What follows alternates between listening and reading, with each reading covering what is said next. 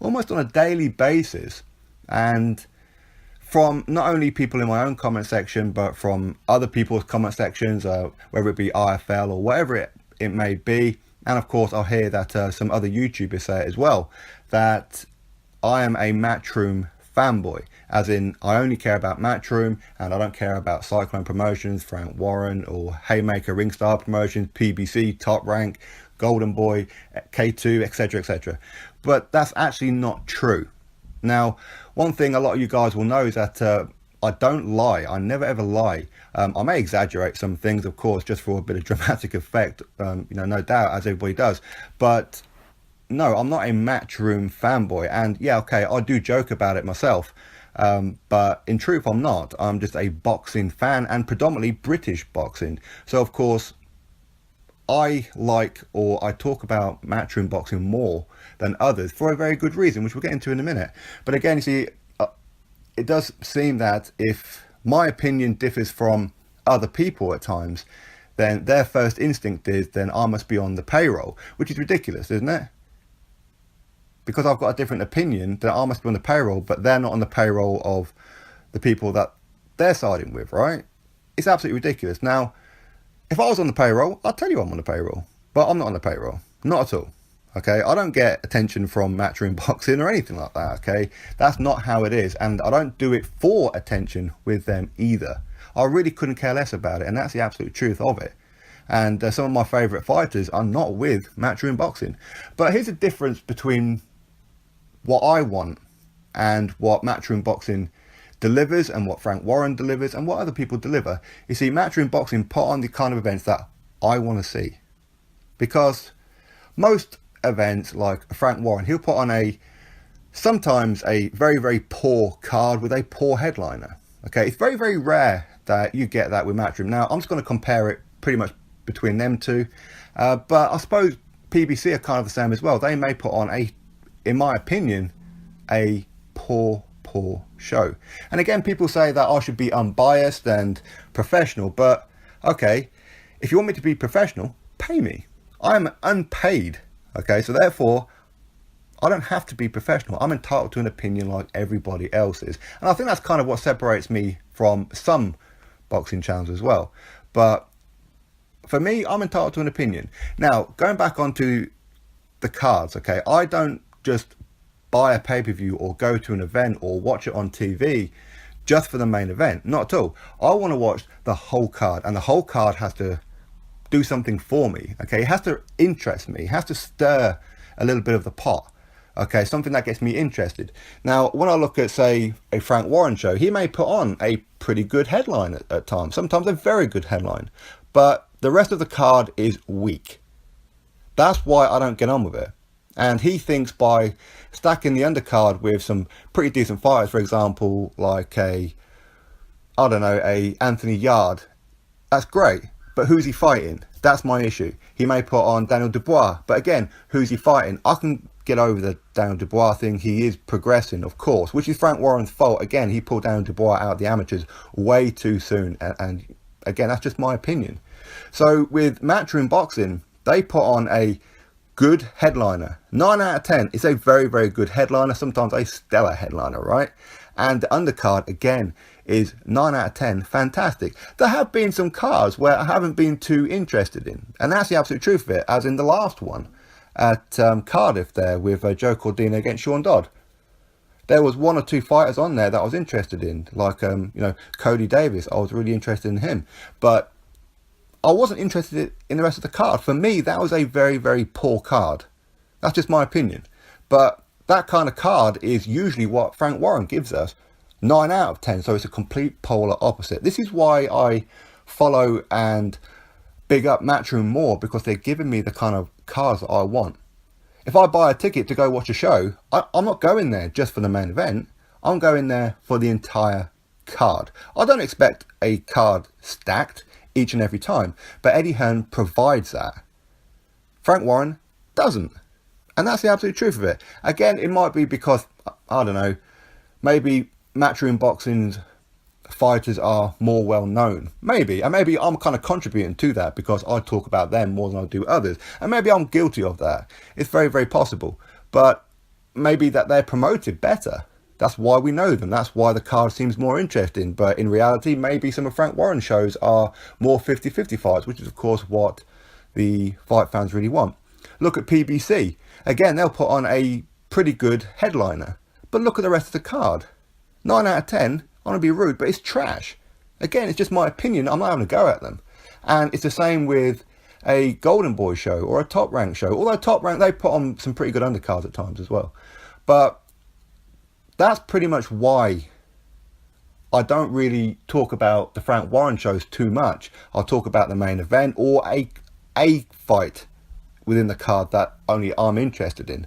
Okay, because that's pretty much how I do it. I do things how I'm interested in, and a lot of you guys are also interested in it. And maybe that's kind of like the common denominator between us, that we all kind of like the same things. We expect the same things. If we're a Sky Sports or a BT subscriber or whatever it may be, we want certain things from a show, from top to bottom, not just top and stay at the top.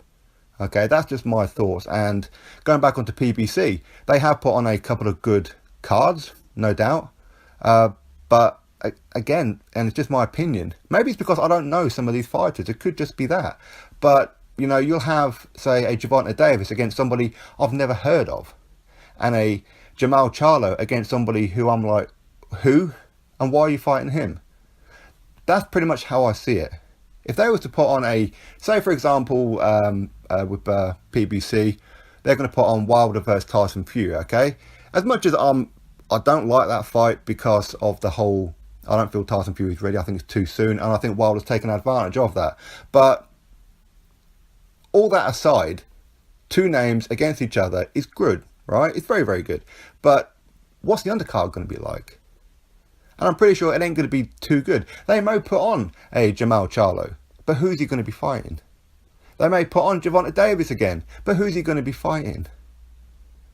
If they were to put on, say, Jamal Charlo versus, I don't know, somebody like, I don't know, Gary Spike O'Sullivan as an example, I would be interested in that, because I would be emotionally interested in that, because obviously he's from my side of the water. I don't really know if I'm making too much sense, but that's pretty much what it is. And I do feel that Eddie Hearn, he's more on par with the fans. Now, don't get me wrong. I know that Eddie Hearn is a, you know, he's silver spooned ever since birth, right? Okay, he doesn't know what it's like for like most of us to have some parts in our life where, I don't know, we struggle to pay a bill at times, or we don't have the kind of luxuries that we would like. Okay, we can't just go out and buy a 65-inch plasma. Okay, whereas he can. So of course, yes, he can't connect with that kind of thing, but he doesn't need to. It's the whole mannerisms. Okay, when he talks, we listen. Why? Because he talks as if he's one of us. He's passionate the same way that we're passionate. Okay, he wants to put on good fights. He wants recognition. Of course, maybe he's fame hungry. Maybe. Is he a nice guy? I think he's probably a nice guy. Is he a bit arrogant prick at times? Probably. Yeah, why not? But this isn't a personality contest. This is a, what are you giving me for my subscription to Sky Sports? Why should I tune in to watch your show? And he said, well, because I'm going to put on this, this and this. And as I said, 9 out of 10, I go, great. Frank Warren, what are you giving me? I don't know. I don't care. Either watch it or don't watch it. It's a good little fight, that one. It's a good little card. I don't want a good little card. I want a freaking stellar card. Please, Frank, just once, give me something. Because I want Frank Warren and Eddie Hearn to be rivals. At the minute, Matchroom is so far ahead that it's almost like there's no way of coming back. Eddie Hearn's really going to have to drop the ball to, I don't know, to close the gap between him and Frank Warren. I'm not a Frank Warren hater at all. I like Frank Warren. But I want him to put on good shows. I want him to go to me, to you, and say, right, this is the main event and this is the undercard. Excellent. And he does have the fighters to do it. He really does. He's got so many good fighters. O'Hara Davis out there. And of course he's going to be going up against Catterall. That's great. But he's not giving us the great event. He's concentrating on putting on a lot of little shows. I'm not interested in little shows. And it's the same way with the PBC over in Showtime. What are you giving me to get me interested? Look at, say, for example,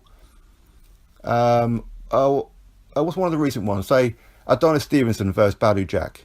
Could you tell me one fight on that undercard? Could you tell me even one without looking it up? I couldn't.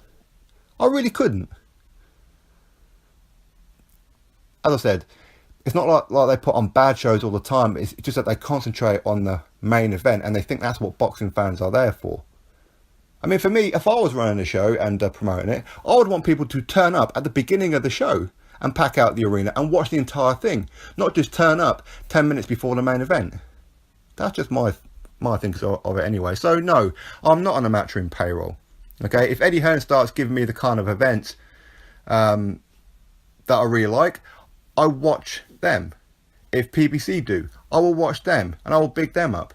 I'm not as biased as what people think. I just like certain things, and if Eddie Hearn is giving me that, then great. And no, it doesn't mean that I'm on the payroll at all.